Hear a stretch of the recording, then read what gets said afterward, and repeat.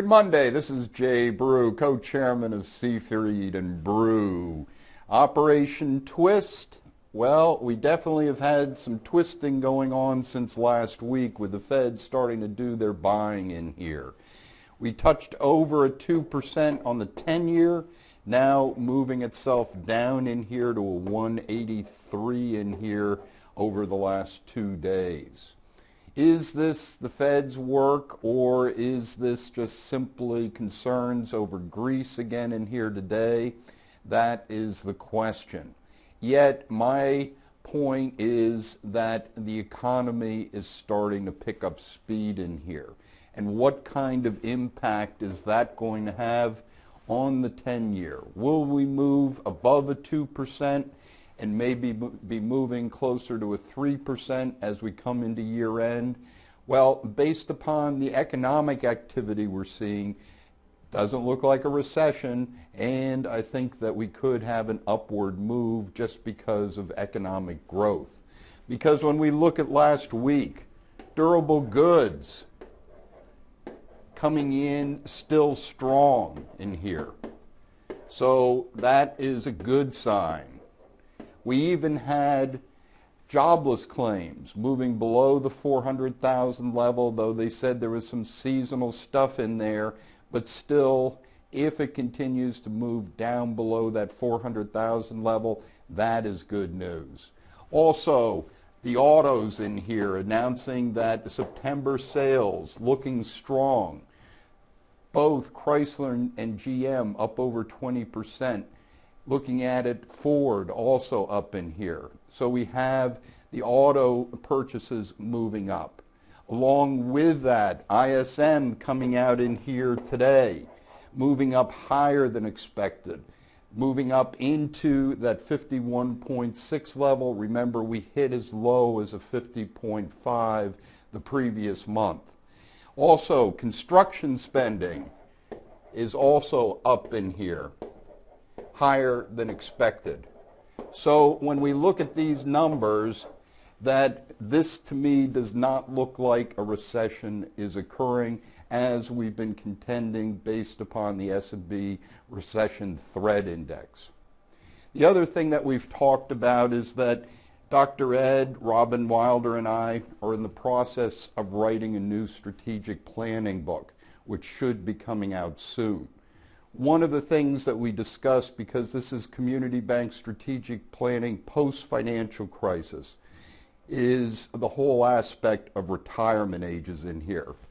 Typically what you see is that banks put in retirement ages somewhere 70 to say 75 years old as mandatory retirement ages. My feeling is that this is a thing of the past, especially when you look at how many 70-plus-year-olds are so active, which we have the experience even with an 80-year-old on my board at Embassy Bank. And he is one of the most active directors that we have.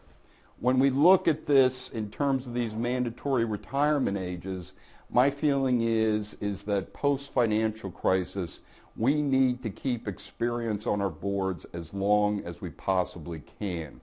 So when we look at it, our suggestion is to take out the mandatory retirement age.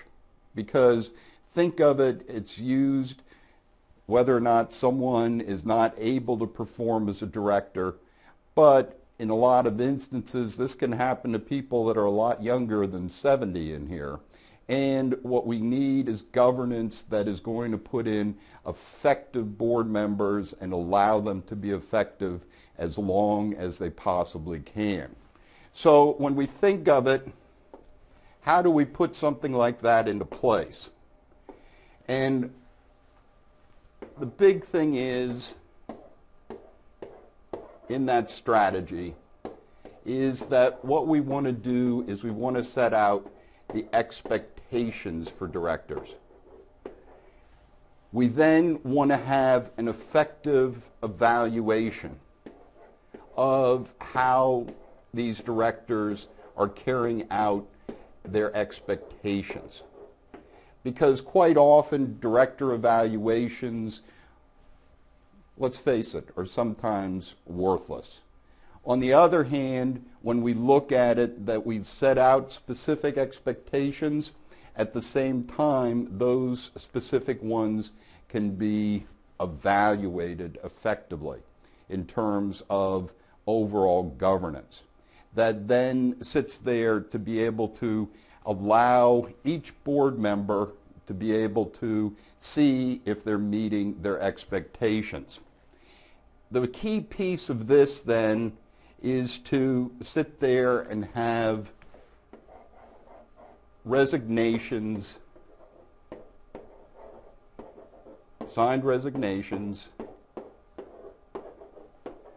in place, so that if one is in a position where one does not live up to their expectations and they're evaluated, so that essentially a director can be signed off in terms of an automatic resignation.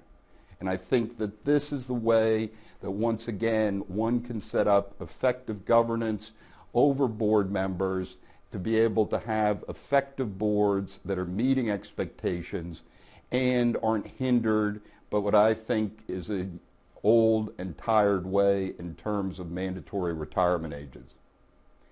This is Jay Brew, co-chairman of Seifried Brew. Have a good week.